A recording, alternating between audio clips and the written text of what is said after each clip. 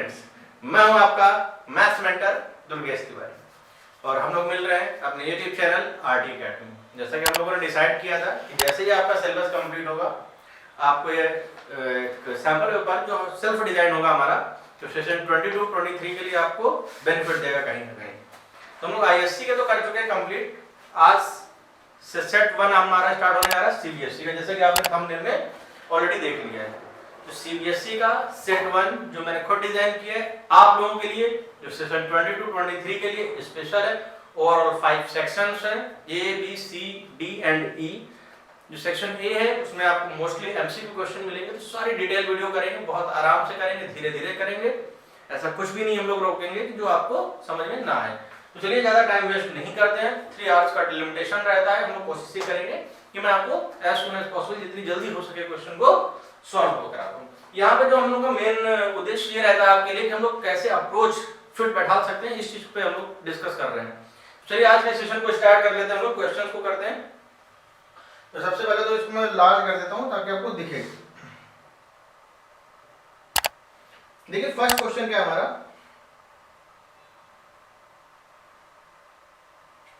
जो first question है हमारा, how many one function are possible in set A. एक सेट ए गिवन है जिसमें 1 2 3 और इसमें कहा गया कितने पॉसिबल है। तो देखिए जितने एलिमेंट हैं, सेट ए क्रॉस ए की बात करी जा रही है।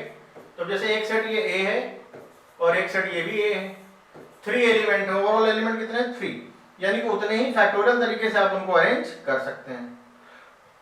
यानी कि आप यहां कर देंगे कितने 3 फैक्टर, या आप इसको चाहे तो ऐसे कह सकते हैं कि फर्स्ट एलिमेंट के लिए 3 चॉइस, सेकंड के लिए 2 चॉइस, थर्ड के लिए 1 चॉइस, तो 3 फैक्टोरियल यानी कि 6 वन फंक्शन पॉसिबल है। 6 वन फंक्शन। तो देखिए वन फंक्शन के लिए क्या ऑप्शन आ गया, फर्स्ट का बी ऑप्शन आ गया।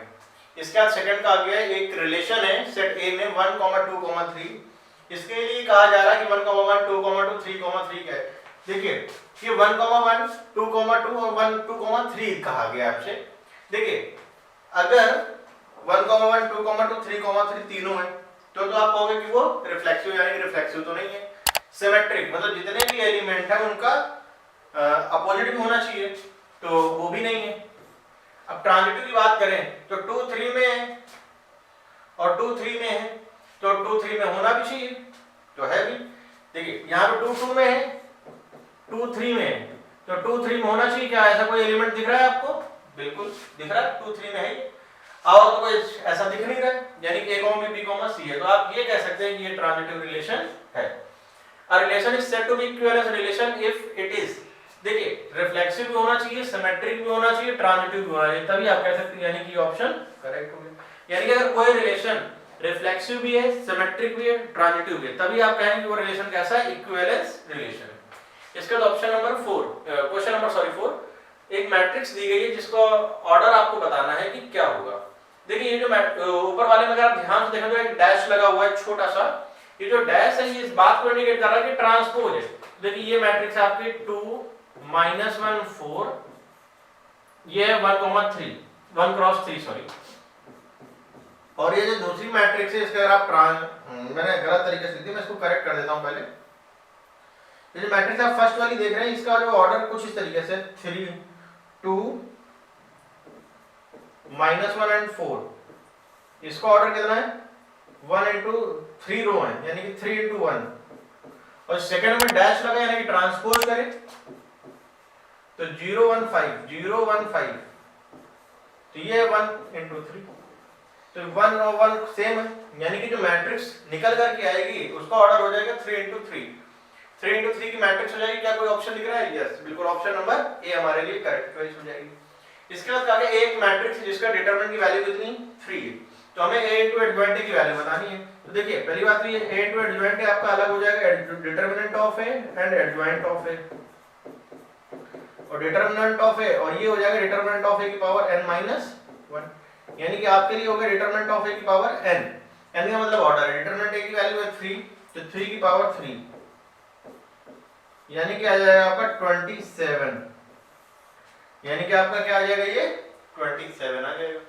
इसके बाद कहा गया x square upon x square plus 1, इसको हम लोग कैसे सॉल्व कर पाएंगे? X square upon x square plus 1, question है हमारा integral x square upon x square plus 1। तो देखिए इसको कैसे सॉल्व करेंगे, इंटीग्रेशन में हम लोगों को ये दिया गया है question, integral x square whole upon x square plus 1 dx। अगर आप लोग इंटीग्रेशन का मेरा लेक्चर देखेंगे तो उसमें एक चीज मैंने बार बार बताई है क्या, कि अगर डिग्री सेम है न्यूमरेटर डिनोमिनेटर की, तो उस केस में आपको क्या करना चाहिए, एडजस्टमेंट करना चाहिए। और एडजस्टमेंट करने के लिए आप +1 -1 करते हैं, अलग डिवाइड करेंगे तो -1 upon 1 plus x square dx, और आप इसको इंटीग्रेट कर दीजिए, 1 integration dx minus 1 upon 1 plus x square dx, और ये आ जाएगा 1 का x, ये हो जाएगा tan इनवर्स x प्लस का c। क्या कोई ऑप्शन ऐसा है जो आपको दिख रहा है कि करेक्ट है, x plus 1? x already given है, fx की बात करी जा रही है, तो fx हमारा क्या हो जाएगा, minus of tan inverse x, यानी कि option number B correct choice होगी। यहां पे केवल आपसे fx पूछा जा रहा है। नेक्स्ट क्वेश्चन है हमारा integral 1 upon root over 1 minus 4x square, जिसको मैं लिख सकता हूं 2x का होल स्क्वायर। बहुत से लोग इसको टी लेकर के करेंगे सब्स्टिट्यूशन मेथड से, लेकिन आप चाहे तो डायरेक्ट भी कर सकते हैं। कैसे? 1 upon root over 1 minus x square होता है sin इनवर्स x, यहां पे हो जाएगा आपका ये sin इनवर्स 2x, और x का जो भी कोएफिशिएंट है उससे डिवाइड, यानी कि 1/2 प्लस का c। क्या ऐसा कोई ऑप्शन दिख रहा है 1/2 sin इनवर्स 2x? बिल्कुल सही, ऑप्शन नंबर सी हमारा करेक्ट चॉइस है। The area bounded by the curve y equal to 1 upon x। अगर y equal to 1 upon x की मैं बात करूं तो ये एक रेक्टेंगुलर हाइपरबोला है जो कि इस तरीके के शेप में होगा, और 1 से 3 के बीच में, मैंने थोड़ा सा फिगर गड़बड़ बना दिया, e की पावर x को बना दिया, ये इस तरीके से रहेगा। 1 से 3 है, 3x इक्वल टू 1 मान लीजिए लाइन है आपकी, और ये आपकी 3 लाइन है, और ये आपका हो गया वर्टिकल स्ट्रिप, यानी कि 1 से 3 1 upon x dx। 1 upon x का हो जाएगा log x, लिमिट है 1 से 3, log 3 माइनस log 1, log 1 होता है 0, यानी कि log 3 ही आंसर आ जाएगा। क्या कहीं पे दिख रहा है log 3? बिल्कुल दिख रहा है log 3, ये हमारे लिए करेक्ट हो गया। तो आप देखिए क्वेश्चन को समझ पा रहे हैं। देखिए क्वेश्चन नंबर 7 पे मैं पहुंच चुका हूं। क्वेश्चन बहुत ज्यादा टफ नहीं है, अगर आपने बहुत अच्छे से प्रिपरेशन करी है तो आप बहुत इजी वे में आप क्वेश्चन को सॉल्व कर सकते हैं। जैसे कि नेक्स्ट क्वेश्चन है, if the differential equation corresponding to the function y equal to, इसके लिए आपको डिफरेंशियल इक्वेशन का ऑर्डर बताना है। देखिए जितने आर्बिट्रेरी कांस्टेंट है, देखिए ऑर्डर के लिए सबसे स्पेशल चीज ये होगी, जितने आर्बिट्रेरी कांस्टेंट होंगे तो आप डेफिनेटली कह सकते हैं उतने ही उसके ऑर्डर होंगे। अब जैसे इस क्वेश्चन का आगे a and b are the arbitrary constants, बहुत से लोग इसको निकालने की कोशिश करते हैं, निकालने की जरूरत ही नहीं है। जितने आर्बिट्रेरी कांस्टेंट है आपके उतना ही उसका क्या होगा, ऑर्डर होगा, यानी कि इसका ऑर्डर कितना होने वाला है, 2 होने वाला है। हाँ डिग्री के लिए प्रॉब्लम हो जाती है कई बार, तो डिग्री आपको सॉल्व करनी पड़ती है।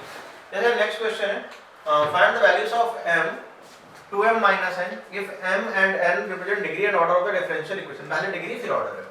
तो देखिए 2m, 2 हमारे लिए डिग्री है, देखिए m के लिए डिग्री है, और n है हमारे लिए ऑर्डर।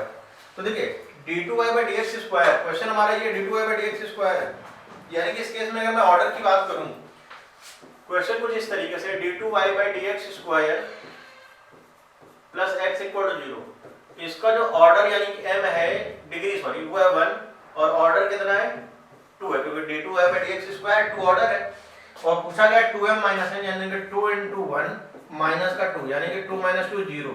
क्या 0 आपको कहीं दिख रहा है? हाँ, option number A. The vector of magnitude 3 unit along the vector 3a vector. देखो 3a वेक्टर तो नहीं होना चाहिए, यहां पर आप a वेक्टर कर लीजिए, एक वेक्टर है जिसका मैग्नीट्यूड 3 है, और a वेक्टर के अलोंग उसका यूनिट वेक्टर आपको बताना है। तो 3a गैप होता क्या है कि जिस डायरेक्शन में आपको कोई भी वेक्टर निकालना है उसके यूनिट वेक्टर में मैग्नीट्यूड से आप मल्टीप्लाई कर दें तो 3a गैप हो जाएगा। क्या आपको कहीं दिख रहा है? बिल्कुल सही, 3a गैप। देखिए यहाँ पे 3a गैप में भी मैग्नीट्यूड लगाया तो उसका कोई मतलब नहीं बनता, क्योंकि वो लेंथ हो जाएगी, लेंथ यहाँ बात नहीं करी जा रही। वेक्टर ऑफ मैग्नीट्यूड 3 यूनिट, एक वेक्टर हमसे कहा गया फाइंड करो, तो वेक्टर तो रहेगा ही रहेगा एटलीस्ट, तो 3a गैप हो जाएगा। नेक्स्ट क्वेश्चन है हमारा 2b vector cross a vector, जिसको मैं कर देता हूं। तो देखिए क्या कहा गया, पहले तो देख लेते हैं। 2b क्रॉस a पूछा गया है, 2b vector cross a vector, ये आपको निकालना है, और डिटेल क्या दी गई है, बी वेक्टर है, ए वेक्टर है 2 -1 3, 2 -1 3। आप इसको ऐसे लिख सकते हैं 2i माइनस का j प्लस का 3k, ये हमारा ए वेक्टर। और बी वेक्टर के लिए क्या कहा गया, देखिए बी वेक्टर के लिए कहा गया 3j plus k, 3j plus k, तो 2d वेक्टर क्रॉस ए वेक्टर, तो i j k 0 6 2 2 -1 3 i 18 + 2 20 minus j 0 -4 plus k minus का 12। इसका मैग्नीट्यूड, तो इसका मैग्नीट्यूड क्या हो जाएगा 400 प्लस 16 प्लस 144 यानी कि 560। और इसको आप लिखेंगे 16 × 35 यानी कि 4√35। जिसके लिए जो आंसर आपका करेक्ट निकल करके आएगा वो आएगा 4√35। क्या कोई ऑप्शन दिख रहा है इसमें 4√35? बिल्कुल दिख रहा है। क्या दिख रहा है मैं उसको टिक कर देता हूं, 4√35 बिल्कुल। Option number A is the correct choice. Find the direction ratio of the line 2x = 3y = 5 - 4z। 5 - 4z है, तो देखिए क्या है 2x = 3y, 2x = 3y = 5 - 4z, 5 - 4z। इसका हमें डायरेक्शन रेशियो निकालना है। तो 2x ठीक है, 3y ठीक है, -4 आपको कॉमन करना पड़ेगा जिससे बनेगा जाएगा z - 5/4। 12 से डिवाइड कर दीजिए, x/6 y/4 z - 5/4 whole upon -3। यानी कि जो आपके डायरेक्शन रेशियो है dr वो हो जाएगा 6, 4, -3, 6, 4, -3। तो क्या कोई ऑप्शन दिख रहा है 6, 4, -3? बिल्कुल दिख रहा है। ऑप्शन नंबर सी हमारे लिए करेक्ट चॉइस हो गया। If odds in favor of an event A are 10/11, odds in favor क्या है 10/11, then the probability of event A happening is, देखो odds in favor दिया गया 10/11, ठीक, मैं देख लेता हूं इसको। odds in favor गिवन है आपको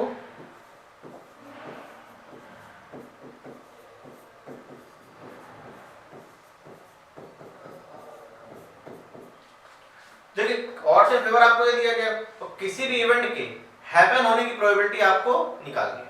तो देखिए मैंने ऑलरेडी बताया कि जो odds in favor होता है वो होता है a/b, जिसमें a होता है फेवर और b होता है नॉन फेवर। तो लेकिन अगर मैं इस केस की प्रोबेबिलिटी की बात करूं तो वो होता है a/a + b, यानी कि अगर आप इस पे ध्यान दें तो हो जाएगा 10/10 + 11 यानी कि 10/21। इसमें बहुत से लोग कहने लगते हैं सर एक वैल्यू 10 कैसे होगी? भैया रेशियो में लेना हो तो रेशियो में भी ले लो, आंसर यही आएगा, उससे कोई खास फर्क नहीं पड़ता। ये एमसीक्यू है इसलिए इसको डायरेक्ट कर सकते हैं। तो क्या odds in favor दिया गया था happening of event 10/21, option number B. अब इसको थोड़ा सा मैं लार्ज कर देता हूं ताकि आपको क्वेश्चन दिखें, बाकी हम लोग तो कर ही रहे हैं इन क्वेश्चंस को।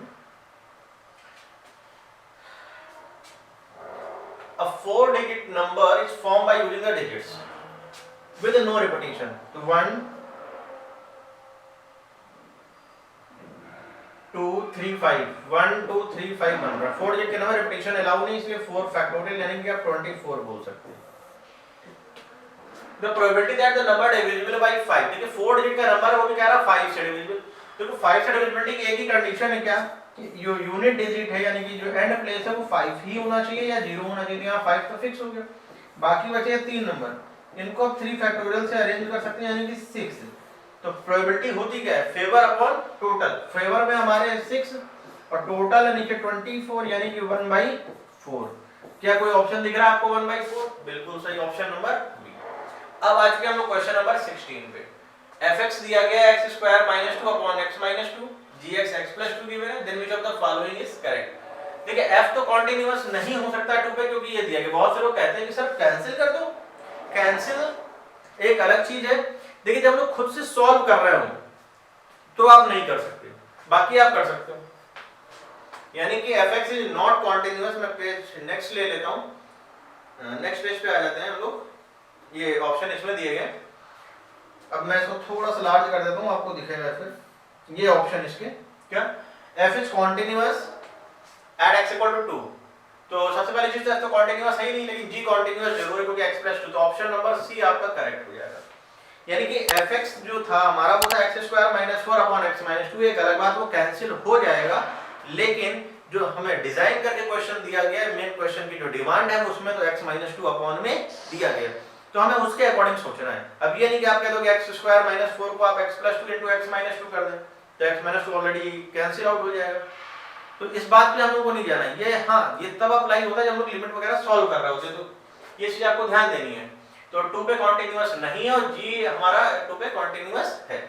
अब हमसे कहा गया find the interval in which the function is decreasing. देखिए डिक्रीजिंग कहा गया, स्ट्रिक्टली वर्ड यूज नहीं किया गया है, यानी कि यहाँ पर ग्रेटर और इक्वल या लेस और इक्वल का इस्तेमाल होगा। तो पहले तो डिफरेंशिएट कर देते हैं f डैश x को, क्या आ जाएगा 6x square plus 18x plus 12 और डिक्रीजिंग कह रहा है, यानी कि आप ये कहेंगे f डैश x लेस और इक्वल टू 0। 6 कॉमन करें, x square plus 3x plus 2 is less और इक्वल टू 0, यानी कि आ जाएगा हमारा x plus 1 into x plus 2 less और इक्वल टू 0। x की वैल्यू कितनी आ जाएगी minus 2 minus 1 plus minus plus less है तो नेगेटिव पार्ट, यानी कि x की वैल्यू हो जाएगा माइनस 2 से माइनस 1। क्या कोई ऑप्शन दिख रहा है माइनस 2 से माइनस 1? बिल्कुल, option number B. Let a and b are two mutually exclusive events then p upon a upon b। देखिए म्यूचुअली एक्सक्लूसिव कहने का मतलब ये हो गया कि जो इंटरसेक्शन वाला पार्ट है उसकी प्रोबेबिलिटी हो गई आपकी 0, यानी कि इस केस में हो गया 0। क्यों? क्योंकि हमें पता है कि जो p a upon b उसको हम लोग किस तरीके से लिखते हैं, p a intersection b whole upon p, और ये म्यूचुअली एक्सक्लूसिव जिसकी वजह से हो जाएगा 0 अपॉन pb, और 0 अपॉन pb होने का मतलब ये क्या हो जाएगा आपका 0। ये हमारे लिए आंसर हो चुका है। चलिए आते हैं अपने नेक्स्ट क्वेश्चन पे। नेक्स्ट क्या है हमारा, नेक्स्ट तो हमारे क्वेश्चन 19 और 20 कुछ असर्शन रीजन है, इस पे आपको ध्यान देना है। और इस पे देखिए असर्शन रीजन क्वेश्चन केवल वही बच्चे कर पाते हैं जिनको थॉरोली नॉलेज होती है क्वेश्चंस की। अगर आपने उन क्वेश्चन को पहले कभी नहीं ट्राई किया तो आपके लिए दिक्कत हो जाएगी उन क्वेश्चंस पे। जैसे कहा गया है जो क्वेश्चन नंबर 19 है हमारा कुछ इस तरीके से, ये क्या एक स्केलर मैट्रिक्स है। देखिए स्केलर मैट्रिक्स वो होती है जिसके प्रिंसिपल डायगोनल एलिमेंट 1 ना होकर कोई और कांस्टेंट टाइप की न्यूमेरिक वैल्यू हो, तो आप 7 कॉमन करोगे तो ये एक स्केलर मैट्रिक्स है। और इसके बाद all the elements of the principal diagonal are equal is called a scalar matrix. हां इक्वल तो होते हैं, लेकिन एक बात इसमें और ऐड करनी चाहिए थी कि 1 नहीं होते, क्योंकि अगर 1 हो जाएंगे तो आइडेंटिटी मैट्रिक्स हो जाएगी। तो 1 करेक्ट तो दोनों है लगभग लगभग, तो इसके लिए जो ऑप्शन आप जाएंगे सेलेक्ट करेंगे वो क्या करेंगे कि 1 is true, statement 2 is true तो नहीं कहेंगे क्योंकि यहाँ पे 1 नहीं होना चाहिए, तो ये हो जाएगा 1 is true statement 1 is true statement 2 is false. ये इसी ऑप्शन पे आपको जाना चाहिए।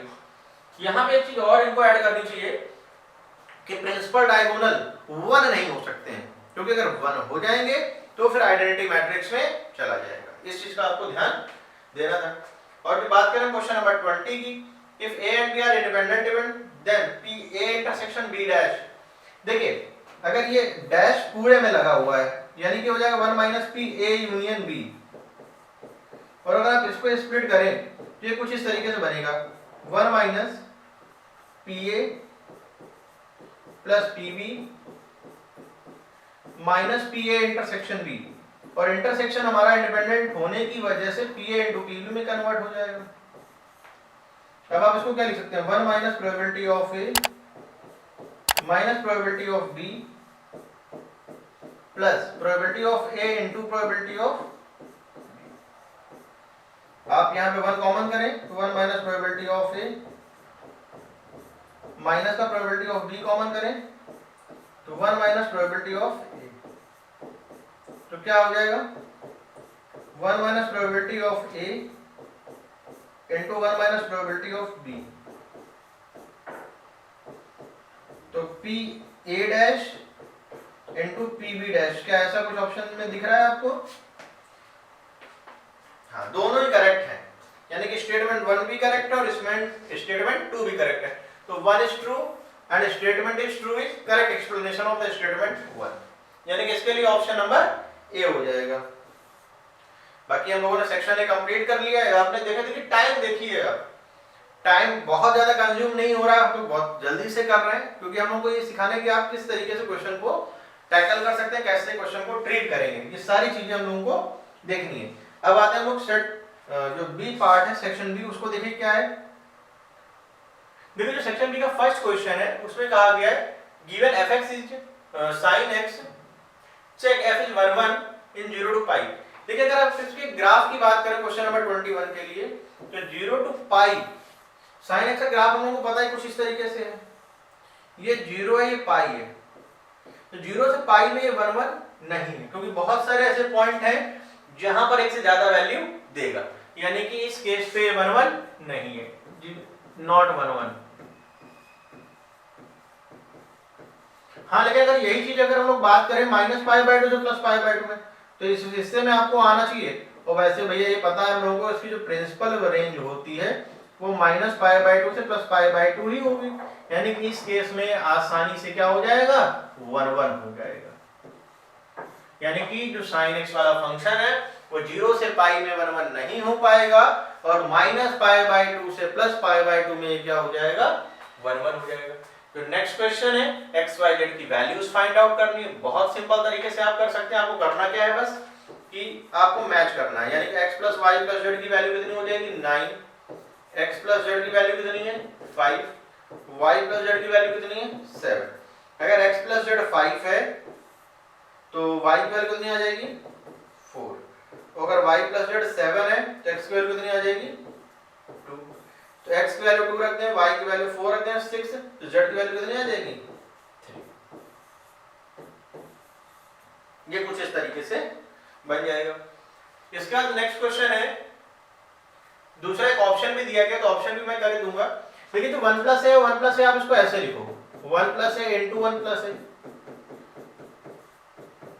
-3a, तो आइडेंटिटी का square i × a plus a square -3a, और a स्क्वायर के लिए ऑलरेडी गिवन है क्या a, तो 1 + 3a माइनस का 3a, ये आपका कैंसिल हो जाएगा, यानी कि आपको यहाँ पे क्या मिल जाएगी आइडेंटिटी मैट्रिक्स केवल मिलेगी, यानी कि इस वाले का जो रिजल्ट आएगा, जो वैल्यू आएगी ओवरऑल वो क्या है आइडेंटिटी मैट्रिक्स आएगी।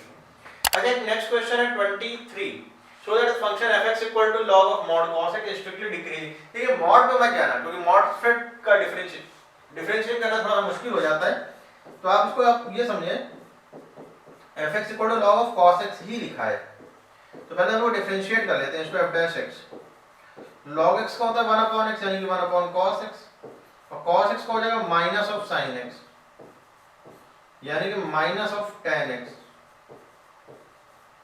और हम लोग को अगर बात करें कि कहा जाए कि स्ट्रिक्टली डिक्रीजिंग है 0 से π/2 में, तो एक चीज ये देखो बेटा tan 0 से 90 के केस में पॉजिटिव होता है, और यहाँ पे लगा है माइनस, तो ये इसलिए क्या हो जाएगा नेगेटिव हो जाएगा। तो आप इसको ऐसे समझो tan x हमारा हमेशा पॉजिटिव होगा जब x हमारी क्या होती है 0 से π/2 में होता है, और -tan x क्या हो जाएगा नेगेटिव हो जाएगा x जब हमारा 0 से π/2 में होगा, यानी कि स्ट्रिक्टली डिक्रीजिंग है।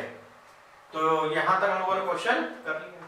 अब बारी आएगी हमारे क्वेश्चन नंबर 24 की, चलिए इसको भी देख लेते हैं कैसे करेंगे। तो आते हैं अपने नेक्स्ट क्वेश्चन पे।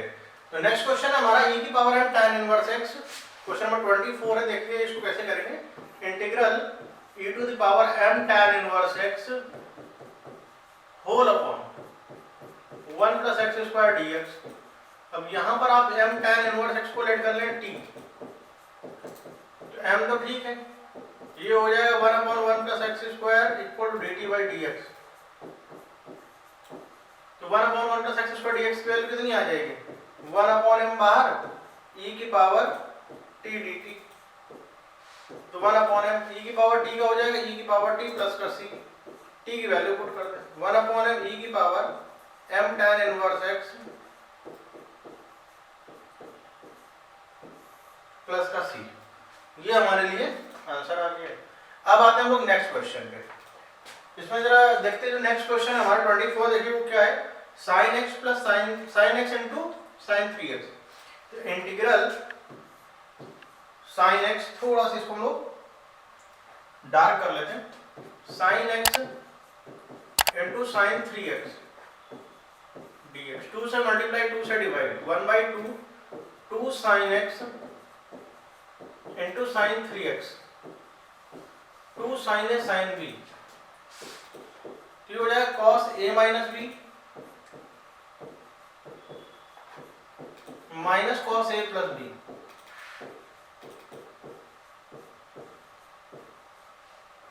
तो 1/2 cos 2x minus cos 4x dx।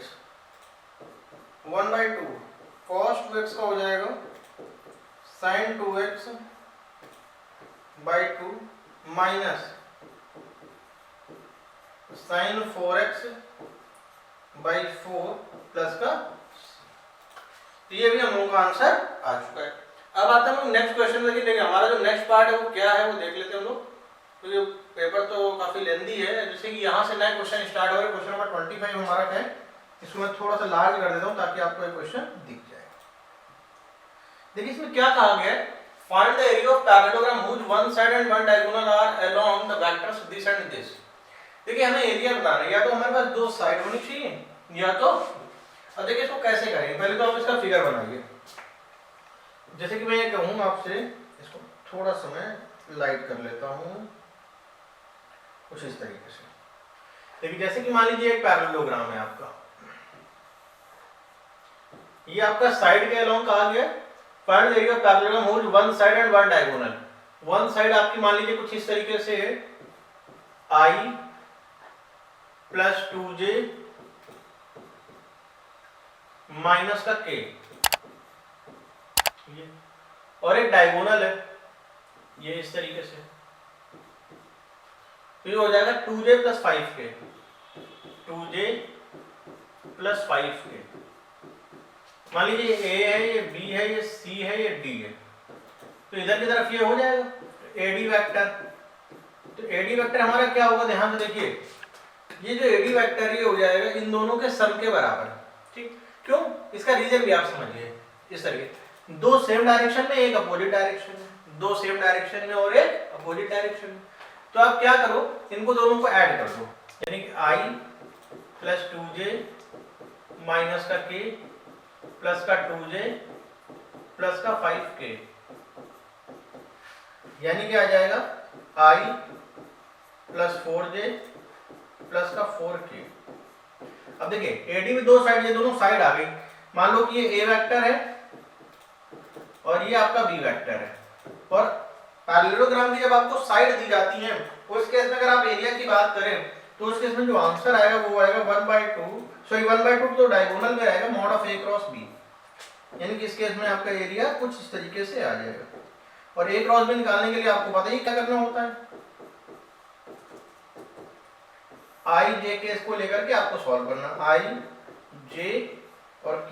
i कैसे निकलेगा, 1 2 -1 1 2 -1 सॉरी 1 4 4 है, 1 4 4 1 2 -1 1 2 -1। अब इसका आपको क्रॉस निकाल लेना है। इसका क्रॉस कैसे निकाल पाएंगे ये भी आपको पता है। तो मेरे ख्याल से चीजें आप समझ पा रहे हैं कैसे हम लोग करेंगे फिर इसका माइंड। ये देखिए हमारे नए क्वेश्चन स्टार्ट हो गए अब यहाँ से। तो न्यू क्वेश्चन आने से सबसे पहले देखिए ये आ रहा है, ये क्या है क्वेश्चन, हमसे कहते हैं so that the set S set of real numbers a is less than b cube. जो a less than b cube है तो हमको ये प्रूफ करना है कि neither reflexive not symmetric not transitive. देखिए जिन केसेस में आपको किसी चीज को डिस्प्रूव करना है वहां पर आप एग्जांपल देकर के काम चला सकते हैं। अब एग्जांपल कैसे देंगे ये समझ लेना है आपको। तो मैंने कहा कि 2,2 आप ले लो, जैसे 1,2 लिया, 1,2 लेंगे तो बन जाएगा, तो नहीं भी बनेगा। अब जैसे 1,2 एक रिलेशन है, क्यों, क्योंकि 1 इज लेस देन 2 क्यूब यानी 8 है, तो क्या बेटा 2,1 भी 1,1 भी रिलेशन होगा। मैं इसको करेक्ट कर देता हूँ थोड़ा सा। अब जैसे मैंने यहाँ पे लिया 1/2, 1 आप इस तरीके से लो। क्या ये रिलेशन है? बिल्कुल है ये रिलेशन। क्यों? क्योंकि 1/2 इज लेस और इक्वल टू 1³ है। अब ये एक बार आप चेक करो, क्या 1/2, 1/2 एक रिलेशन है? 1/2 इज लेस और इक्वल टू 1/8, ये तो करेक्ट नहीं है, नॉट ट्रू। तो अगर ये ट्रू नहीं है यानी कि रिफ्लेक्सिव नहीं, नॉट रिफ्लेक्सिव। अच्छा, सिमेट्रिक की अगर हम बात करें तो यही सेम चीज आप सिमेट्रिक के लिए भी अप्लाई कर सकते हो। क्यों? क्योंकि आप ऐसे समझो, हमने कहा 1/2, 1 एक रिलेशन है, बिल्कुल है, करेक्ट है। क्यों? क्योंकि 1/2 इज लेस और इक्वल टू 1³ है। अगर हम ये कहें कि 1/2 क्या रिलेशन है, एक बार चेक करो, तो 1 इज लेस और इक्वल टू 1/2 का क्यूब, ये ट्रू नहीं है, नॉट ट्रू, नॉट सिमेट्रिक।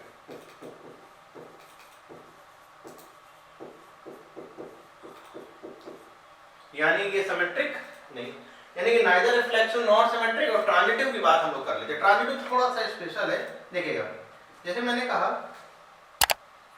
कि 1,2 ले रहे हैं, जैसे मैं ले रहा हूं आपके पास कोई एक बढ़िया सा एग्जांपल सोच के लिखते हैं हम लोग, जिससे कि करेक्ट हो जाए। जैसे कि अभी मैं ले रहा हूं 2,3, 2 क्या 3 का एक रिलेशन है,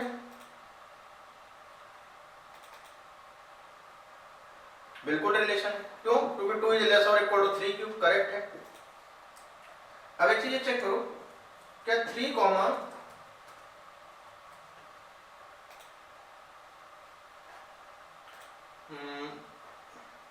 यहाँ पे 10 मैं कर देता हूँ, मैं इसको थोड़ा सा और चेंज कर रहा हूँ कुछ। देखिए एग्जांपल आपको खुद से सेट करने हैं, ये कोई जरूरी नहीं कि जो मैं एग्जांपल ले रहा हूँ वही करेक्ट हो। जैसे मैंने कहा कि 10,3 एक रिलेशन है, क्या बिल्कुल है, देखिए कैसे, जैसे 10 इज लेस और इक्वल टू 3³, करेक्ट है। 3,2 क्या कोई एक रिलेशन है, बिल्कुल है। क्यों? क्योंकि 3 इज लेस और इक्वल टू 2³। अब ये चेक करो, क्या 10,2 एक रिलेशन है, ये नहीं, करेक्ट है, इट्स नॉट अ रिलेशन। क्यों? क्योंकि 10 इज लेस और इक्वल टू 2³, ये करेक्ट नहीं है। ये रिफ्लेक्सिव तो है आपका, लेकिन ये आप नाइदर रिफ्लेक्सिव नॉट सिमेट्रिक है नॉर ट्रांजिटिव, ना तो रिफ्लेक्सिव है, ना ही सिमेट्रिक है, ना ही ट्रांजिटिव। क्यों? क्योंकि हम लोगों ने यहाँ पे एग्जांपल शो कर दिया। कुछ केस ऐसे होते हैं जहां पर आपको एग्जांपल शो करने पड़ते हैं, तो यहाँ पे मैंने क्या कर दिया, एग्जांपल। जैसे कि मैं पहले भी कई बार बता चुका हूँ कि जब भी आपको कोई चीज डिस्प्रूव करनी हो तो आप ये मान के चलिए कि आपको वहां पर एग्जांपल दिखाना होगा। चलिए आते हैं हम लोग अपने नेक्स्ट क्वेश्चन पे। नेक्स्ट क्वेश्चन हम लोग थोड़ा सा अलग पेज ले लेते हैं। जैसे कि है x⁻16, इसको मैं लार्ज कर देता हूं ताकि आपको क्वेश्चन दिखे। x⁻16 plus into y⁻9, x⁻16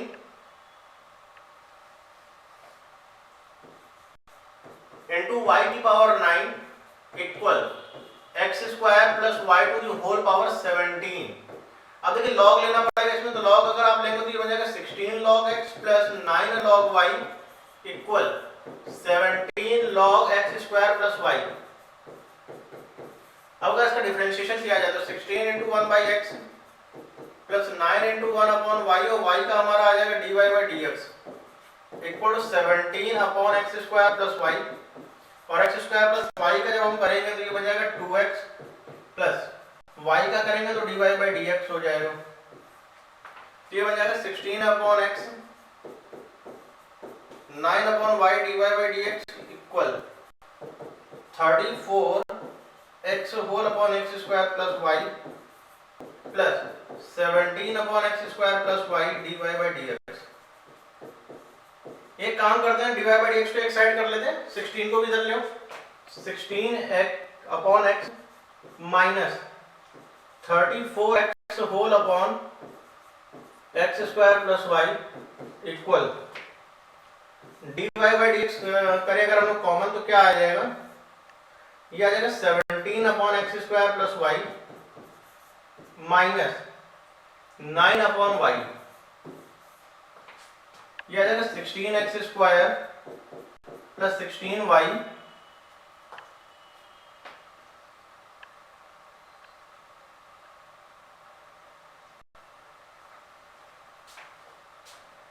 plus 34x² minus 34x² whole upon x into x² plus y equal dy by dx ये आ जाएगा 17y minus 9x² minus 9y whole upon y into x² plus y। ये term cancel, ये आ जाएगा 2 common कर लेंगे, ये आ जाएगा 8y माइनस 17x²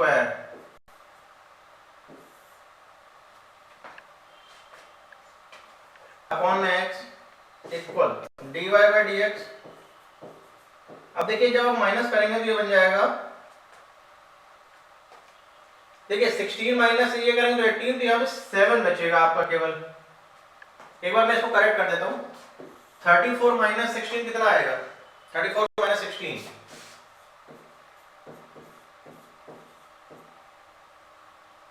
18 में कॉमन करेंगे तो 9 आ जाएगा, इस जगह 9 आना चाहिए हमारा, माइनस का 9x²। तो यहां पर हमारा दिख रहा है 8y माइनस 9x² अपॉन में 2y।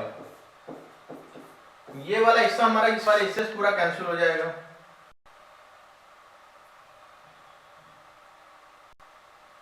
तो अब यहां पर आंसर हमारा क्या आएगा, dy by dx equal 2y upon x। यही हमको यहाँ पे प्रूफ करके लाना। देखिए ये इम्प्लीसिट में कराया जाता है, अगर आपने मेरा वीडियो देखेंगे तो आपको इम्प्लीसिट फंक्शन में मेरा ये पार्ट आपको देखने को मिल जाएगा।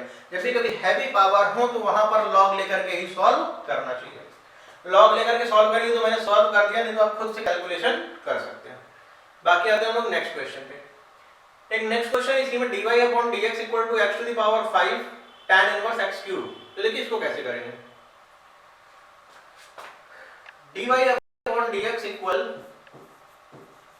x की power 5 into tan inverse x cube. तो dy equal to x to the power 5 को मैंने लिख दिया x cube into x² tan inverse x cube dx। ये आपका डिफरेंशियल इक्वेशन का क्वेश्चन है। x क्यूब को t 3x² equal to dt by dx। तो x² dx की वैल्यू हो जाएगी 1/3 t tan inverse t dt।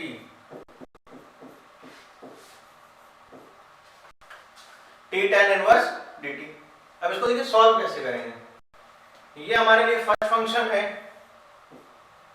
Inverse हमारे लिए फर्स्ट बनेगा, ये हमारे लिए सेकंड फंक्शन है।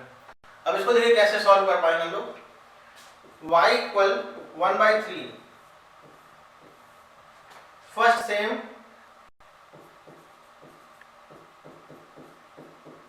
Integration of second minus differentiation of first integration of second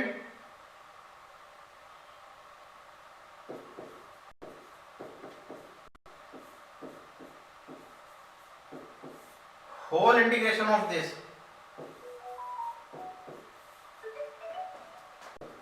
1/3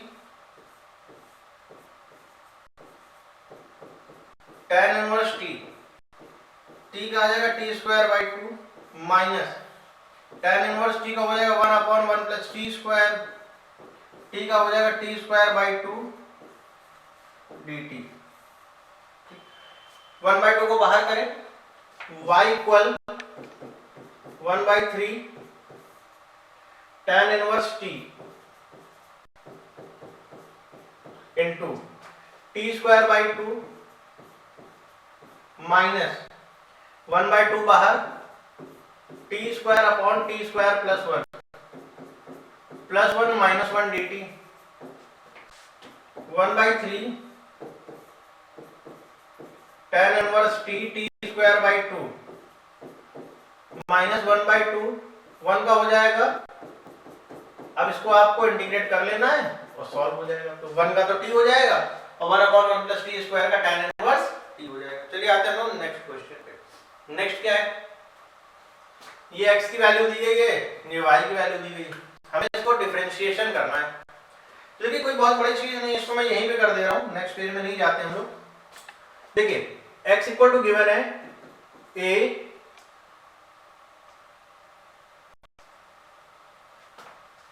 to theta minus sine two theta, तो dx बाई dt हमारे लिए क्या हो जाएगा,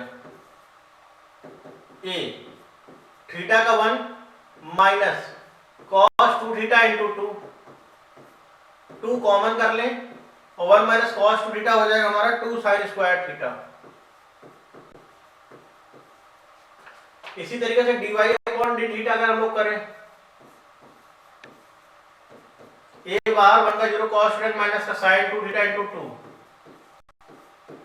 अब दोनों को डिवाइड कर दिया जाए, dy बाई dx निकालना है तो ये आ जाएगा dy upon d theta whole upon dx upon d theta, यानी कि dy अपॉन थीटा हो जाएगा 2a sin 2 थीटा का मतलब 2 sin theta cos theta whole upon जल सांख्यिकी असंतुलन में 2a into 2 sin square theta, 2a से 2a कैंसिल, 2 से 2 sin से sin, ये आ जाएगा cot थीटा। अब जो भी वैल्यू आपको पुट करनी हो वो वैल्यू आप पुट कर दीजिए। इसको बोलते हैं पैरामेट्रिक डिफरेंशिएशन। में इस चीज को इरेज कर देता है, थोड़ा सा अजीब लग रहा है, तो मेरे ख्याल से आप इस क्वेश्चन को समझ पा रहे हैं। देखिए नेक्स्ट है कि ये fx है mod ऑफ x माइनस 3, हमें बताने के कॉन्टिन्यूअस है लेकिन डिफरेंशिएबल नहीं है। तो चलिए इसको हम लोग नेक्स्ट पेज पे कर लेते हैं। हमसे ये कहा गया कि fx एक फंक्शन है, fx है हमारा mod ऑफ x माइनस 3, इसकी ब्रेकिंग पे आपको फोकस करना चाहिए।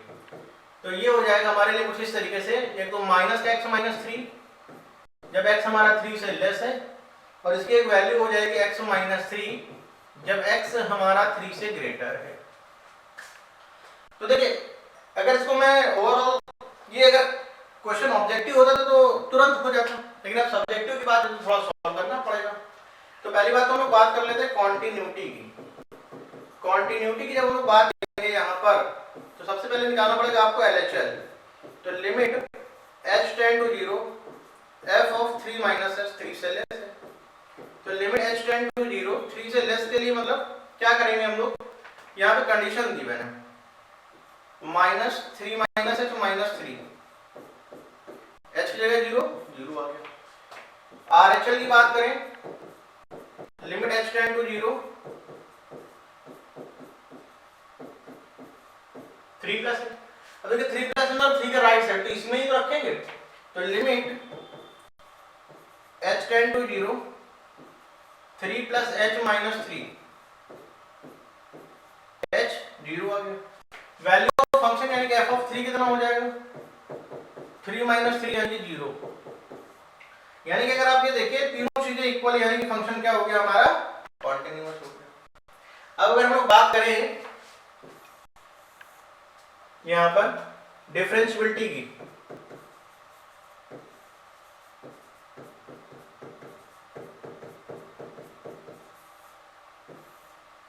अगर मैं बात करूंगा यहाँ पर डिफरेंशिएबिलिटी की, तो LHD हमारा क्या निकलेगा, देखिएगा ध्यान से, limit h tend to 0 f of 3 minus h minus f of 3 whole upon minus h, तो limit h tend to 0 f of 3 minus h, 3 minus मतलब 3 से लेस, तो इसमें रखें माइनस 3 माइनस h माइनस 3, और इक्वल के केस में तो 0 हो जाएगा माइनस h, ये 3 से 3 कैंसिल, तो limit h tend to 0 h upon minus h, यानी क्या आ जाएगा माइनस 1। हाँ यहीं पर अगर मैं बात करूं RHD की, तो आपको मिलेगा limit h tend to 0 f of 3 plus h f of 3 whole upon h, limit h tend to 0। इसको कैसे सॉल्व करेंगे ये समझिए, 3 प्लस मतलब 3 के राइट साइड, तो इसमें आ जाओ 3 प्लस h माइनस 3 0 अपॉन में h, क्या आ जाएगा 1। तो माइनस 1 और 1 तो इक्वल नहीं हो सकता, यानी कि ये कॉन्टिन्यूअस तो है लेकिन ये डिफरेंशिएबल नहीं है। तो मेरे ख्याल से आप इसको समझ पाए। आते हैं लोग नेक्स्ट क्वेश्चन पे। नेक्स्ट क्वेश्चन हमारा ये गिवन है कि ये एक फंक्शन है 2x³ minus 9x² plus 12x plus 5, हमें इंटरवल फाइंड करना है जिसके लिए स्ट्रिक्टली इंक्रीजिंग है, स्ट्रिक्टली डिक्रीजिंग। चलिए इसको हम लोग कर लेते हैं। अब देखिए इसके लिए क्वेश्चन हम लोग नेक्स्ट पेज पे आएंगे। fx हमको दिया गया है कुछ इस तरीके से,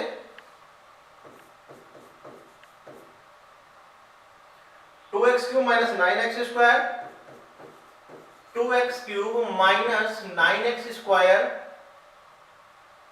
plus 12x plus 15 plus 12x plus 15। इसको पहले बात तो डिफरेंशिएट करिए f डैश x, तो क्या आ जाएगा 6x स्क्वायर माइनस का 18x प्लस का 12। 6 अगर आप कॉमन करेंगे तो x square minus 3x plus 2, और अगर मैं इसके फैक्टर करूं तो आपको ये देखने को मिलेगा कि ये बना है ये।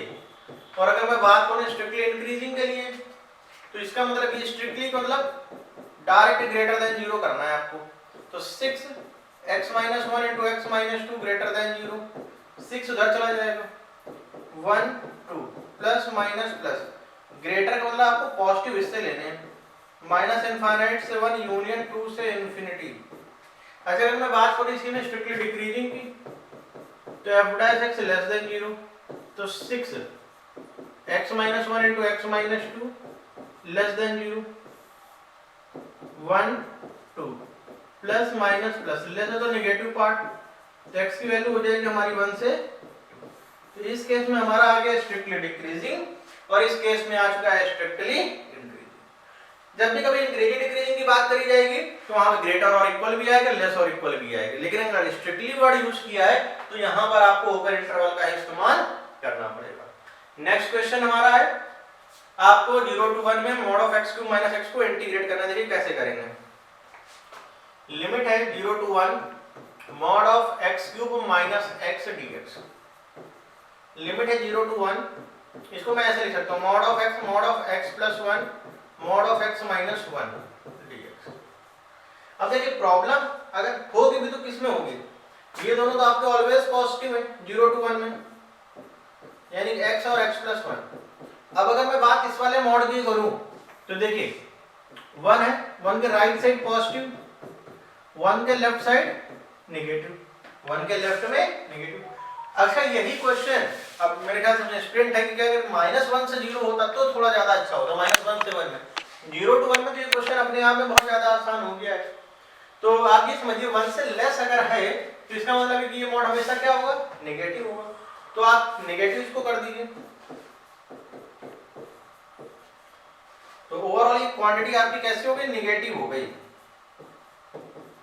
x cube minus x। इसको आसानी से इंटीग्रेट कर पाएंगे, x की पावर 4/4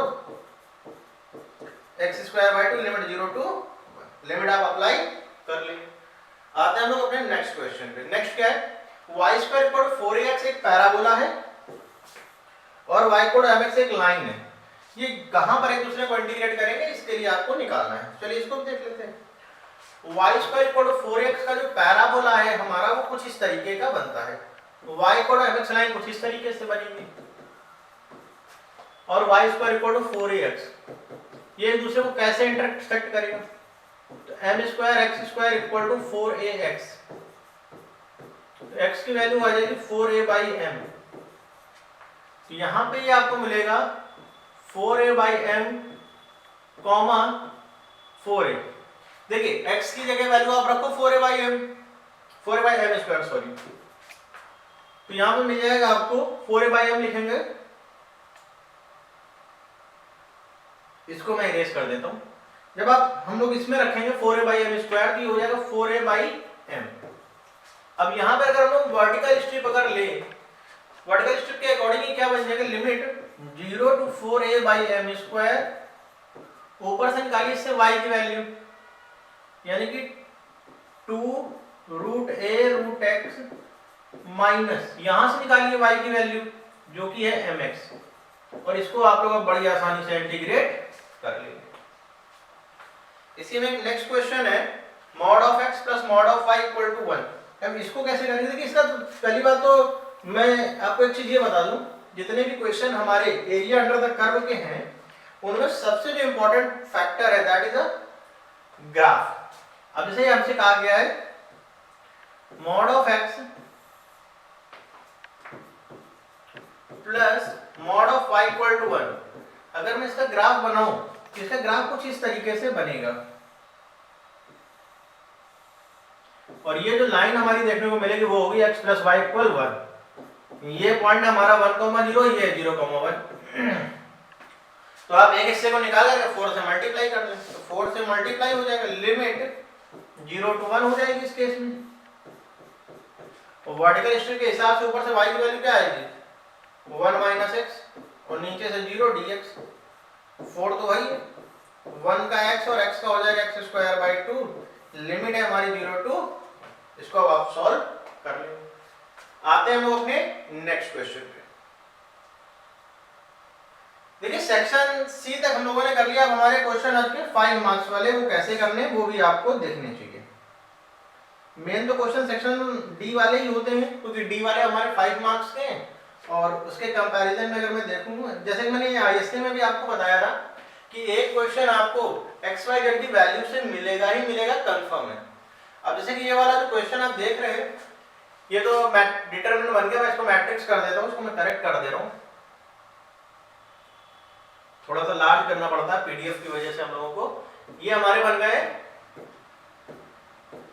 ये मैट्रिक्स है। अब पहले से इसमें कहा गया कि वेरीफाई करिए कि बीए की वैल्यू 6 आई है, तो बीए 6 आई हो जाएगा।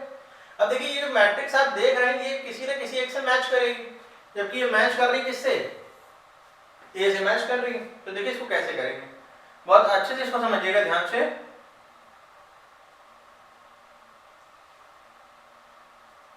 पहले तो लोग बी ए बी मैट्रिक्स लिख लेते हैं। ए मैट्रिक्स है हमारी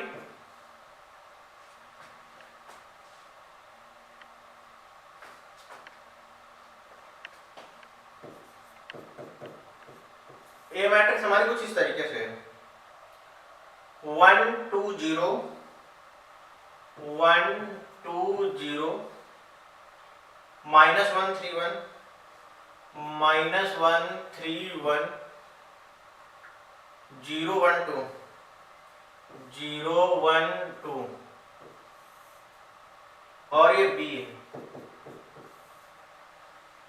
क्या है, 2 2 -4 2 2 -4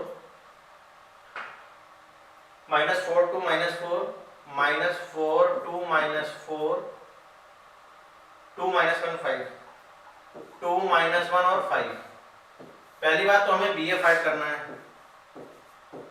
बीए क्या बन जाएगा ये आपको देखना चाहिए। इसका अगर आप मल्टीप्लाई कराएंगे तो क्या आ जाएगा, 2 + 4 + 0। और जब आप मल्टीप्लाई कराएंगे तो बाकी आपको सारे एलिमेंट 0 ही मिलने वाले हैं, केवल प्रिंसिपल डायगोनल को छोड़ करके। तो बीए इक्वल टू आ जाएगा हमारा 6i। ये हम लोग वेरीफाई कर लेंगे, ये आप खुद से भी कर लोगे, कोई बहुत बड़ी चीज नहीं। अच्छा इसके बाद क्या हमें कुछ इक्वेशन दी गई है, x - y = 0, x - y = 0, 2x + 3y + 4z = 17, 2x + 3y + 4z = 17, y + 2z = 7, y + 2z = 7। अब देखो ये मैट्रिक्स A से मैच कर रही है, यानी कि Ax = आप C कर दीजिए, तो A हो जाएगी आपकी कोएफिशिएंट मैट्रिक्स 1। चलो अभी मैं नहीं लिख रहा हूं इसको क्योंकि टाइम लगेगा। हमें इनवर्स चाहिए रहता है ओवरऑल, हमारा मेन रीजन ये है, तो x = A इनवर्स C। अब देखिए यहां पर A भी = 6i आ चुका है। अगर मैं इस साइड से A इनवर्स से मल्टीप्लाई करा दूं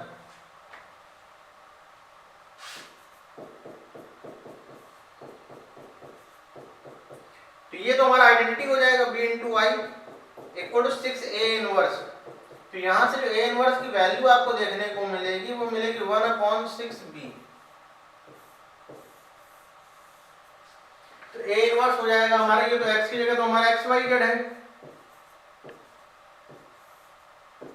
1/6। और a इनवर्स हमारा क्या हो जाएगा, a इनवर्स मतलब 1/6b, और b ये लिखा ही हुआ है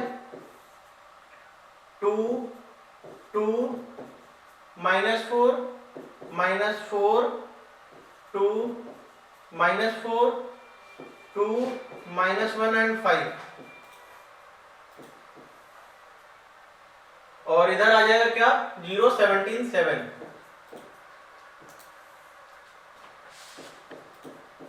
1/6 मल्टीप्लाई करें 0 + 34 - 28, 0 + 34 - 28, 0 - 17 + 35, यानी कि आपको मिलेगा ये 1/6 6 6, और ये आ जाएगा 18, डिवाइड करेंगे 113, यही इस केस का क्या आ जाएगा आंसर आ जाएगा।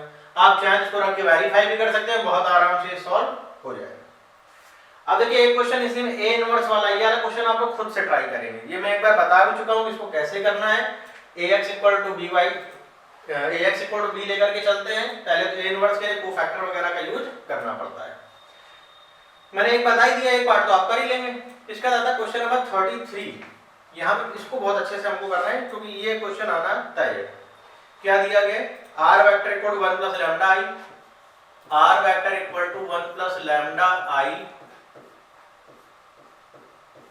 Plus 2 - λj, 2 - λj plus lambda + 1k, lambda + 1k। अब इसको लिखें कैसे, i + 2j + k plus lambda times i - j + k। ये एक वेक्टर है यानी कि a1 और ये हो गया b1। दूसरा लिखिए जरा, 2i - j - k, r vector = 2i - j - k plus lambda times 2i j और 2k। यहां पर म्यू दिया गया, उससे कोई फर्क नहीं पड़ना, म्यू हो चाहे लैम्डा, उससे कोई फर्क नहीं पड़ना। एक बार मैं और चेक कर लेता हूं, 2 1 2 2 1 2,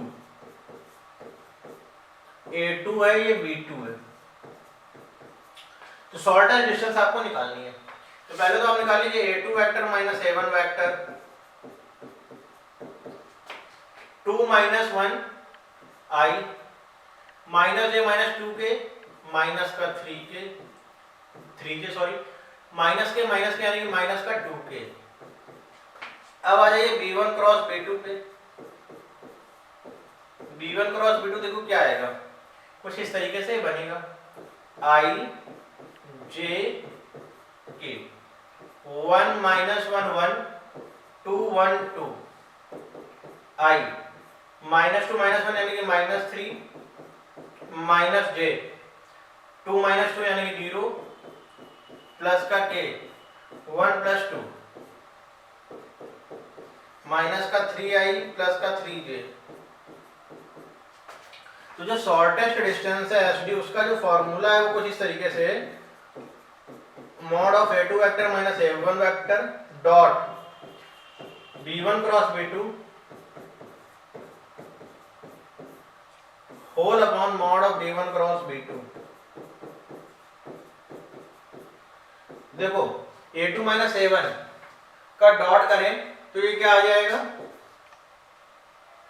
माइनस का 3 माइनस का 6, और b1 क्रॉस b2 का मॉड क्या हो जाएगा, √9 + 9 18, यानी कि 9/3√2, यह आ जाएगा 3/√2।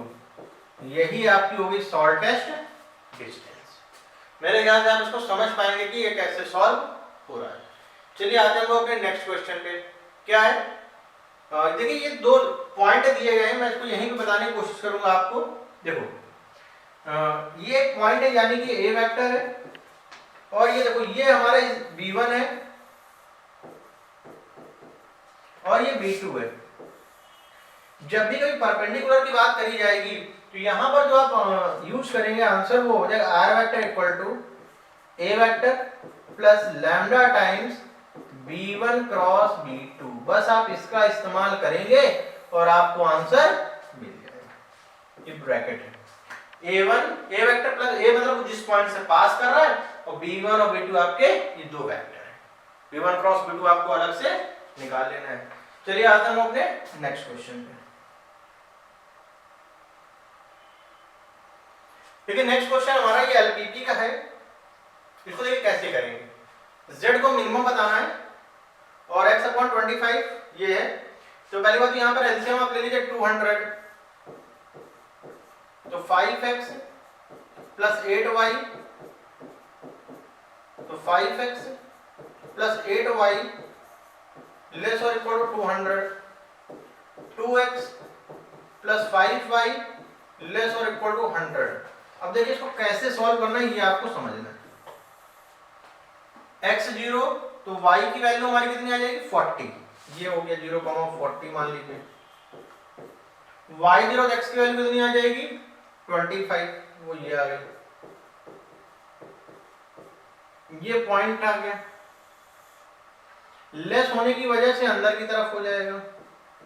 ठीक, अब दूसरा 2x प्लस 5y, x0 तो y की वैल्यू कितनी हो जाएगी 20, जो कि यहाँ पे 0,20, y0 तो x की वैल्यू 50 आ जाएगी, जो कि यहाँ कहीं पे आएगा 50,0। लेस होने की वजह से इनसाइड हो जाएगा। x पॉजिटिव यानी कि राइट साइड, y पॉजिटिव यानी कि ऊपर। तो ओवरऑल जो कॉमन रीजन हमको मिलेगा वो ये मिलेगा। तो हमारे कॉर्नर पॉइंट एक और निकालना पड़ेगा। तो ये कॉर्नर पॉइंट इन दोनों को सॉल्व करने से मिल जाएगा। तो एक काम कर लेते हैं, इसमें 5 से मल्टीप्लाई कर देते हैं, इसमें 2 से, इसमें 5 से।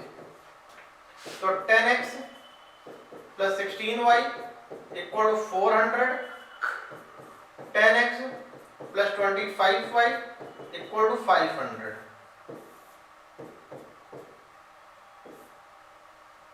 माइनस का 9y इक्वल टू माइनस 100, यानी कि y की वैल्यू आ जाएगी हमारी 100/9। ये y की वैल्यू हमारी आ चुकी है 100/9।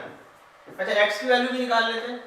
तो जो 2x हमारा वो हो जाएगा 100 माइनस 5y, यानी कि 100/9, यानी कि 2x हमारा हो जाएगा 400/9, यानी कि 200/9। अब देखिए एक कॉर्नर पॉइंट ये, एक 25/0 और 0,20। इनको आपको इसमें रख लेना है जिस पे मैक्सिमम आए। सीधी सी बात दिख रहा है, ये 1/3 आएगा, ये 25 आएगा, ये 20 आएगा। तो ऑब्वियस सी बात है, मेरे ख्याल से कहीं पे मिस्टेक तो नहीं है। इसको हम लोग एक बार चेक कर लेते हैं, क्योंकि ये जो पॉइंट आप देख रहे हैं इसमें मुझे थोड़ा सा कहीं कंफ्यूजन हो रहा है।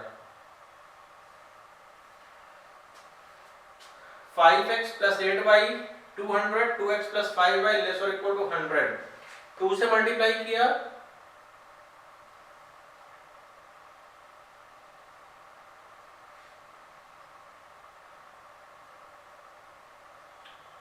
मैक्सिमम वैल्यू इसमें निकालनी। तो मैक्सिमम वैल्यू तो फिर 25 ही हो जाएगी, बाकी तो नहीं दिख रहा है। ये आपके जो कॉर्नर पॉइंट हैं 1, 2 और 3, इनके हिसाब से अगर आप चलें तो जो मैक्सिमम वैल्यू है, देखिए यहाँ पे कॉर्नर पॉइंट क्या आएंगे हमारे,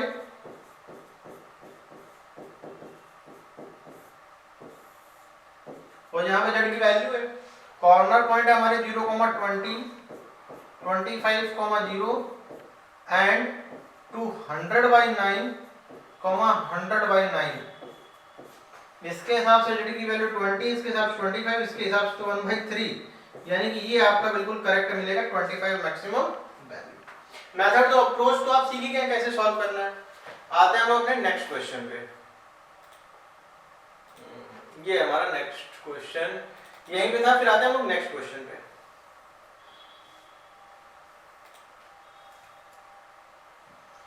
ये हमारा लास्ट पार्ट आ चुका है।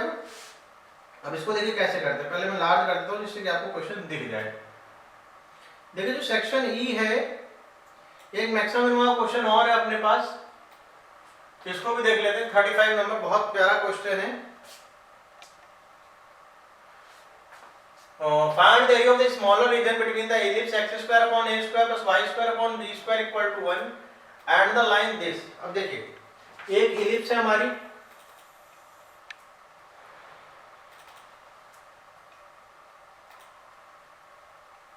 और ये हमारा रीजन हो गया। ये a, 0 होता ही, अगर आपको पता हो इलिप्स के बारे में, मुझे 0, b होता ही है वर्टेक्स, और ये एक लाइन गई है यहां से x upon a plus y upon b equal to 1। ये हमने इसको वर्टिकल लाइन ऐसे ड्रॉ कर दिया।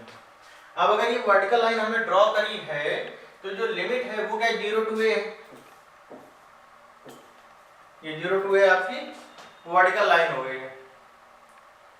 अगर 0 to a आपकी ये लाइन है तो इसमें हम लोग क्या करेंगे, देखिएगा ध्यान से। पहले तो ऊपर से निकालिए, इस जगह से y की वैल्यू कितनी आएगी, y square upon b square equal 1 minus x square upon a square.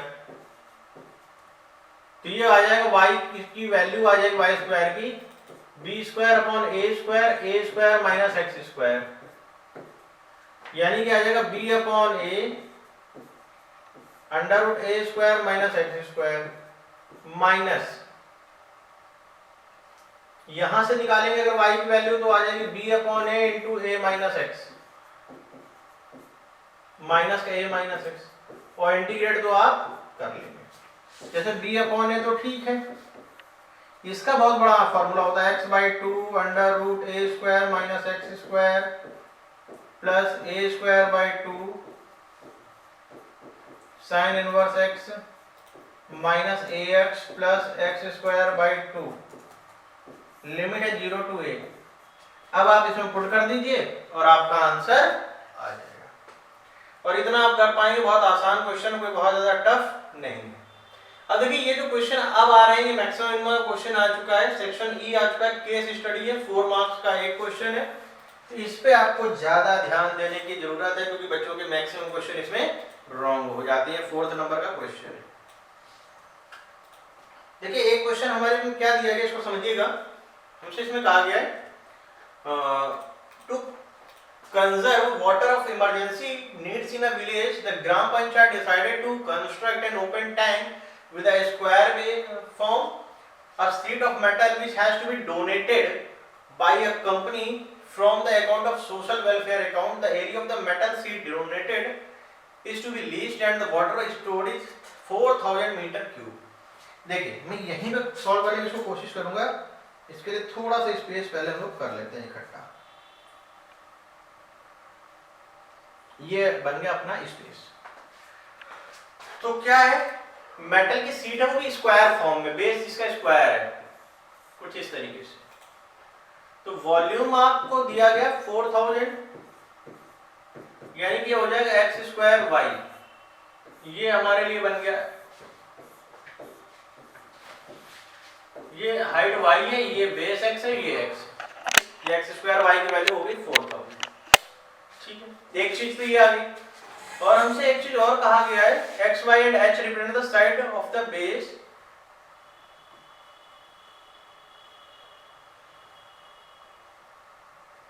देखिए यहाँ पे x, y और h कहा गया है। हाइट तो मैंने टैंक की ले ली है h, चलिए यहाँ पे इन्होंने अलग से दे दिया गया है।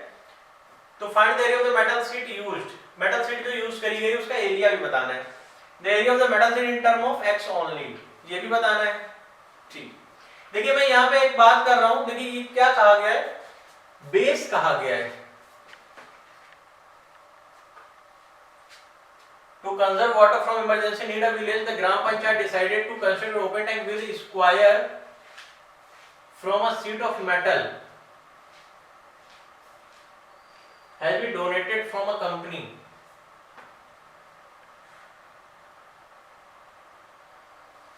यहां पर मैं स्क्वायर बेस करना चाहूंगा इसको, यहां पे एक छोटी सी मिस्टेक है, स्क्वायर बेस हो जाएगा, अब करेक्ट है। ये square base from a sheet of metal, अब ये करेक्ट है आपका। तो एक्स स्क्वायर वाई कर दिया मैंने, यहाँ पे वाई की जगह चलो मैं एच कर ले रहा हूँ ताकि कंफ्यूजन नहीं हो, जैसे कि कहा गया है हाइट एच है। अब सरफेस एरिया को आपको मिनिमम दिखाना है, तो सरफेस एरिया का मतलब एक तरीके से समझ लीजिए ओपन है तो यानी कि ऊपर का एक्स स्क्वायर तो नहीं मिलेगा, केवल बेस का मिलेगा और 4xh मिल जाएगा आपको यहाँ पे 4xh। यहाँ पर चाहे तो आप h की वैल्यू निकाल सकते हैं। h की वैल्यू कितनी आ जाएगी 4000 अपॉन x स्क्वायर। तो s हमारे लिए हो जाएगा 4000 x square plus 4x into 4000 upon में x स्क्वायर, ये x कैंसिल हो गया, यानी कि s हो जाएगा हमारे लिए x स्क्वायर प्लस 16000 अपॉन में x, ds अपॉन dx हो जाएगा हमारे लिए 2x माइनस 16000 अपॉन में x स्क्वायर इक्वल टू 0, यानी कि 2x क्यूब की वैल्यू हो जाएगी 16000, तो x क्यूब हमारे लिए हो जाएगा 8000, यानी कि x हमारे लिए आ गया 20। तो ये बेस की जो साइड है आपकी 20 आई है, अभी y नहीं आया है, y या हाइट आप कह सकते हैं, हाइट आप इससे निकालेंगे और जब आप उसको डबल डेरिवेटिव करेंगे d2s/dx स्क्वायर, तब क्या मिल जाएगा 2 plus 32,000 by x cube, positive आ रहा है इसकी वजह से ये क्या हो जाएगा मिनिमा, और मिनिमा ही करने के लिए कहा गया है, देखिए the least area of metal sheet find, और इन तो देखिए सरफेस एरिया जो हम लोगों ने निकाला है, ये सरफेस एरिया आपका निकल करके आया है क्यूब का, ठीक है ना, और इतना ही मान के चलिए मेटल शीट होगी। अब मेटल शीट अगर आपको निकालनी है तो आपको x और h की वैल्यू को उठा करके देखिए, जितना मेटल शीट आपकी यूज होगी लगेगा तो उसमें जो टैंक बनेगा, तो टैंक में जो आप लगाएंगे वो यही तो है केवल, तो इसको ही आपको ले लेना है। चलिए आते हैं हम लोग अपने नेक्स्ट केस स्टडी में, जो कि दी गई है क्या, प्रोबेबिलिटी का क्वेश्चन है। In the time of covid testing is a very important on testing the probability that a person is diagnosed correctly. अगर पर्सन को डायग्नोस किया गया correctly when a person actually suffering from Covid is 0.9 है। अगर आप book में देखेंगे तो एनसीईआरटी ने क्वेश्चन इसका एचआईवी से रिलेटेड दिया गया है। The probability the doctor diagnose incorrectly that a person is suffering from covid is this. तो पहली बात तो ये जो क्वेश्चन है ए हो जाएगा हमारे लिए, पहली बात तो ए हो जाएगा। ए का मतलब ये होता है जो फाइनल वर्क हो रहा है वही अगर पूछा जाए या वही उसी को हम लोग कह देते हैं। तो हमसे कहा गया है a person is suffering from COVID-19 is this in a certain city it was detected that there is 0.001 chance that a person suffer from COVID-19.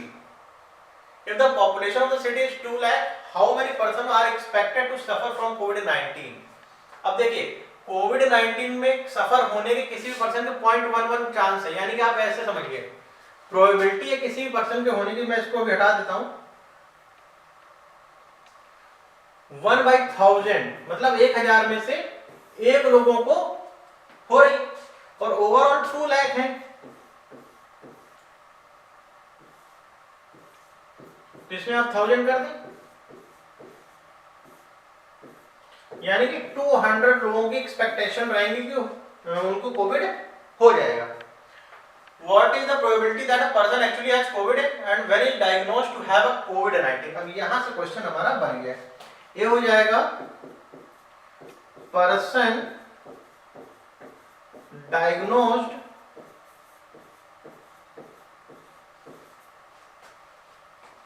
COVID-19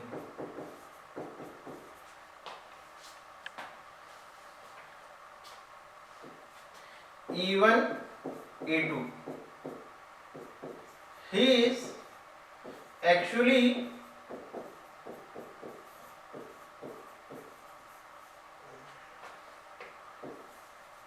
suffer from COVID, he is not actually suffer from COVID, और हमको इस बात की probability बतानी है कि उसको diagnose हुआ भी है और रियल में है भी उसको कोविड। प्रोबेबिलिटी E1 बाई ए हमें निकालना है,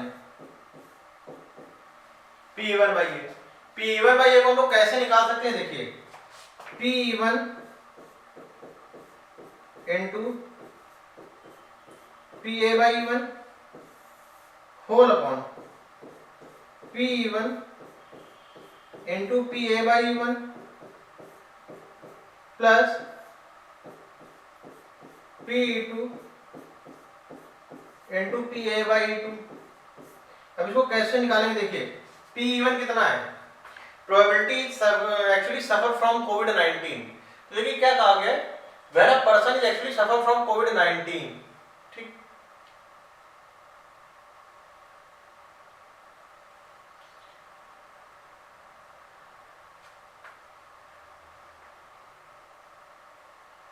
हमसे एक चीज कही गई है, in the time of covid testing is very important, the testing on probability that a person diagnosed correctly when a person actually suffer from कोविड-19। जब उसको कोविड-19 है भी और डायग्नोस भी हुआ है, तो इस बात की जो प्रोबेबिलिटी है वो 0.99 है, यानी कि ये इस वाले केस की बात कर रहा है, पी ए बाई E1 की 0.99 यानी कि 99/100। बहुत आराम से इसको हम लोग करेंगे, गलत नहीं होना चाहिए। 99/100 प्लस, जब नहीं है तो ये हो जाएगा 1/100, मतलब इनकरेक्टली है। और इसके बाद P1 क्या है, P1 के लिए देखो क्या कहा गया, the probability that doctor diagnose incorrectly covid is 1/1000, ये आपकी 1/1000 है। और किसी भी सिटी में in a certain city it was detected that 0.001 chance a person suffer from कोविड-19, यानी कि किसी भी पर्सन के होने के जो चांस कोविड-19 वो 0.001, यानी कि यहां पर आपका आ जाएगा 1/1000, यहां पे भी आपका आ जाएगा 1/1000, और यहां पर आ जाएगा आपका 99/1000, यानी कि 1000 में से एक लोगों को कोविड होने के चांस हैं, तो यानी कि 999 लोगों को कोविड ना होने के चांस हैं। तो Pe2 not actually suffer from Covid. इसको अब आप सॉल्व कर लेंगे और आपका आंसर आ जाएगा, बाकी सारे केस बन चुके हैं। एक देखिए और क्वेश्चन है, क्या कहा गया है, क्वेश्चन नंबर 38 है, लास्ट क्वेश्चन है हम लोगों का। क्या, employ in office are following social distance, follow कर रहा है social distance, and during lunch they are sitting at place marked at the point A, B and C. Each one of the representing position as A, B and C. ठीक है, मान लीजिए A है, एक ये B है और एक ये C है, ठीक। Based on the above information, the following question distance between the B and C. देखिए बहुत सिंपल है, BC की डिस्टेंस का मतलब एक तरीके से आप mod of BC vector find कर दें, और BC वेक्टर हो जाएगा OC vector minus OB vector. और मैं यहाँ पे लिखे दे रहा हूँ, देखिए OA वेक्टर हमारे लिए क्या हो जाएगा, I माइनस 2J प्लस का 4K, OB वेक्टर दिया गया है हमारे लिए 5I प्लस का 2K, OC वेक्टर दिया गया हमारे लिए 3I प्लस का 2J प्लस का 4। अब तो निकाल ही लोगे आप, अब तो आपके लिए टफ नहीं है। और इसके बाद find the position vector of AB, आज AB वेक्टर का पोजीशन वेक्टर आपको फाइंड करना है, ये भी आप निकाल लो, कैसे, OB vector minus OE vector. और इसी के साथ हम लोगों का ये जो पेपर है ये कंप्लीट हो चुका है, और थोड़ा सा जल्दी फास्ट हम लोगों ने इस पेपर को किया है, बट आप अगर इसको आराम से देखेंगे तो आपको चीजें कर दिखेंगी कि हाँ इसको जितना सफिशिएंट था मैंने सारे क्वेश्चन को कंसीडर किया है।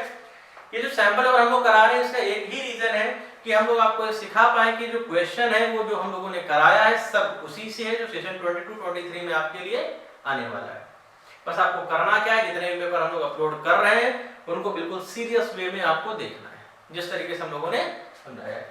और आप जान रहे हैं मैं हूं आपका मैथ्स मेंटर दुर्गेश तिवारी, और हम लोग मिल रहे हैं अपने शानदार यूट्यूब चैनल RD Academy पे। अगर आपने चैनल को अब तक सब्सक्राइब कर लिया है तो उसके लिए थैंक यू, लेकिन अगर फर्स्ट टाइम वो वीडियो को वॉच कर रहे हैं तो आपको क्या करना है, उसके लिए चैनल को सब्सक्राइब कर लेना है, बेल आइकन को प्रेस कर लेना है।